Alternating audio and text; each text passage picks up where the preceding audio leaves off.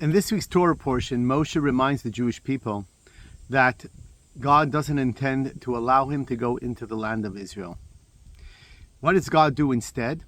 He tells Moshe, listen, as much as you beg and beseech me, as much as you beg me, it's not going to happen. I've made my decision.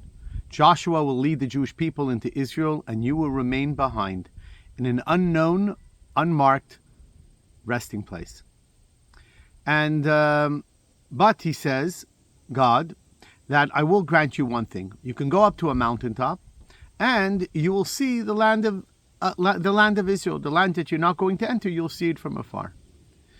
Now, there are a couple of questions that one can ask. Number one, why is that more helpful? If Moshe had this strong yearning to see the land of Israel, why seeing it from afar would make things better? On the contrary, if Moshe had such a desire to want to be in the land of Israel, seeing it and yet not being able to touch it, so to speak, might make his anguish even worse. And secondly, if this was truly miraculous, because you can't stand on a mountaintop and see the entire Israel. Israel may be a small country, but yet still, if God wanted him to see literally from one border to another, that needed some miracle work. And the question is, if any miracle was necessary, why did he have to go to a mountaintop? God could have had sort of this 360 panoramic view, just like we go to theaters today and present it to him in the comfort of his tent. And the answer is that there's a big difference between sight and insight. You see, this all started with Moshe's relationship with God from the get-go. When Moshe first encountered God, he encountered him at the burning bush. And at the burning bush, it says that the burning bush was burning forever. But Moshe, as God wanted him to, turned his head and noticed it. Not that he saw it. Others saw it as well, but he didn't notice it. Moshe noticed that it was burning but yet wasn't consuming. Because I guess if you lived and traveled the desert often, the idea of a burning bush, the idea that something was caught and lit with fire because of the heat, wasn't something that was unusual. You'd actually have to stop and have an insight. You'd have to actually be able not only to look, but to observe that something is burning but not being consumed.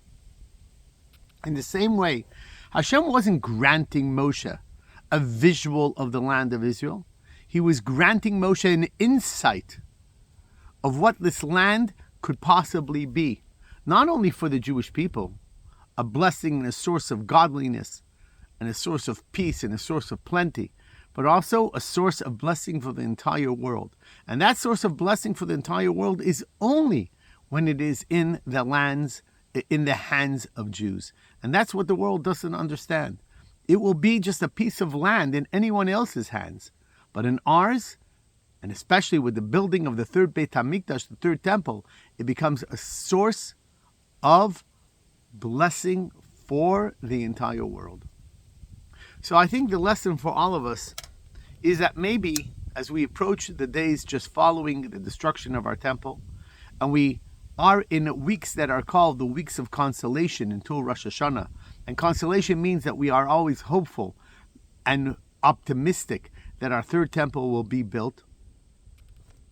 In the same way, maybe it's time to be a little bit more insightful.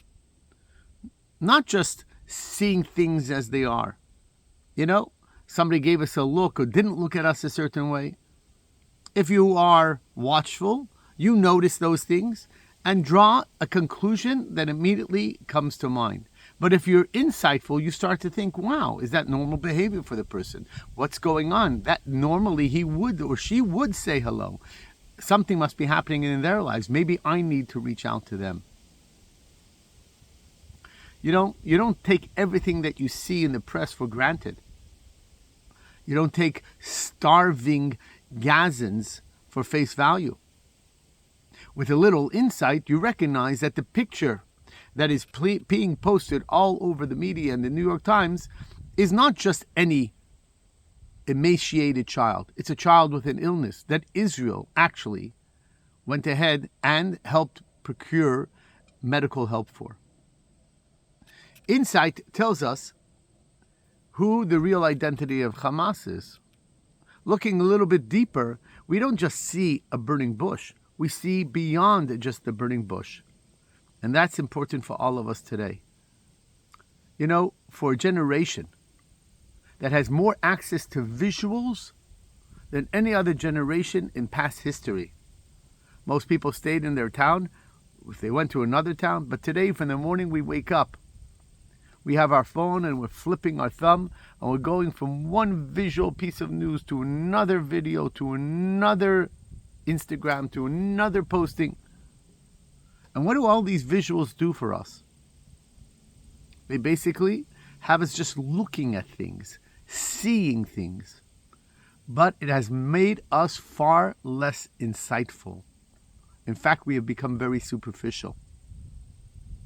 In the old days, people used to take a book of Talmud, no translation, and they would work and work and work just to discover the meaning of one page. Nothing comes easy in life. The real accomplishments is not going to be a quick read or a quick fix.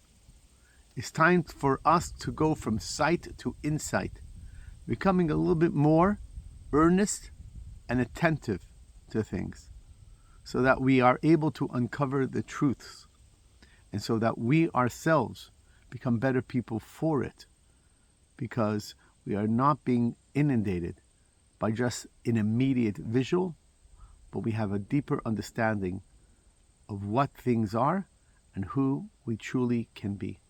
Have a great Shabbos.